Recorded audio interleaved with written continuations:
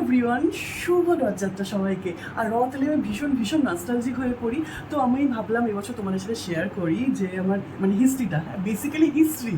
তখন 2024-এ তখন আমি অনেক অনেক ছোট, আর বাপি নাইট ডিউটি করে ফেরার সময় একটা হাতে 3তলা রথ নিয়ে ফিরেছিল।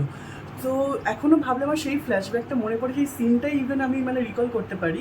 তো মানে আমার মানে সেটা সেই যে ফিলিংসটা এখন আমি মানে যত যেখানেই যাই, লাখ লাখ টাকা দিয়ে, হাজার হাজার টাকা দিয়ে কোনো ভালো রেস্টুরেন্টে গেলেও সেই ফিলিংস পাবো না, বিভিন্ন জিনিসপত্র কিনেও সেই ফিলিংস আমি পাবো না লাখ লাখ টাকা জিনিস কিনে। যেটা মানে সেই ফিলিংসটা এখন আমার কাছে ইনট্যাক্ট। তাই জন্য আমি এত বছর পরেও শেয়ার করছি। এখন হচ্ছে 2025, অলমোস্ট 21 ইয়ার্স পরেও আমি তোমার কাছে রথটা শেয়ার করছি। এই হচ্ছে আমার সেই রথটা। এটা কেউ বলবে এই রথটা 21 years old, same same same as it is রয়েছে যখন কেনা হয়েছে। ইভেন আমরা র্যাপিং পেপারও চেঞ্জ করিনি, wrapping paper is still intact.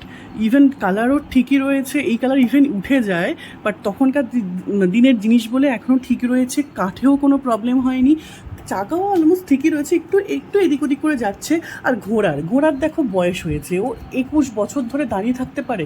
ও এই জন্য একটু শুয়ে টুয়ে পড়ে, বয়সজনিত কারণে একটু অসুস্থ, বাট হ্যাঁ ইটস ওকে। ওকে যখন একটু ওষুধপত্র দেওয়া হয়, ও আবার এখানে মানে যখন সেট করে দিলে ও দাঁড়িয়েই থাকে।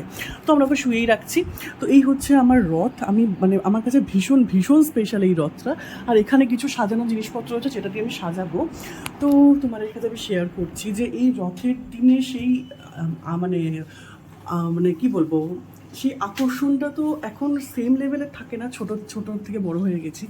বাট রথের দিন আমি প্রত্যেক বছরই ভীষণ ভালোভাবে সাজানোর চেষ্টা করি। আর মিশুক থাকলে তো ভীষণ ভালো লাগতো। আমার তো বয়স নেই রথ সাজানোর, বাট মিশুকের বয়স। বাট মিশুক এমন একটা জায়গা রয়েছে সেখানে রথের মেলা বা রথের এই জিনিসপত্রগুলো ও বুঝতে পারে না, দেখতেও পারে না। ওর 1 ইয়ার এজে ও এখানে ছিল, তখন ও দেখেছে, মজাও করেছে, বাট ওর মনে থাকবে না, স্বাভাবিক। এটা ওর 3rd রথ। আগের বছরও ছিল না, এই বছরও নেই। তো আমার কাছে যেহেতু সোনা দানা সম্পত্তি বা কিছু নেই, যেটা জমিদারের সেই বংশ পরম্পরায় চলে, আমি ভেবেছিলাম আমার নেক্সট জেনারেশন মানে মিশুককে আমি হচ্ছে দিয়ে যাব রথটা। ও দেখভাল করবে, যেন দেখভাল করলে রথটার আয়ু আর 2 বছরই থাকতো। বাট স্টিল, বাট ও তো এখানে নেই, আমাকেই দেখভাল করতে হচ্ছে। তো ইন ফিউচার যখন ও থাকবে, আর আশা করি খুব খুব মজা করবে। তো চলো রথটা সাজানো যাবে।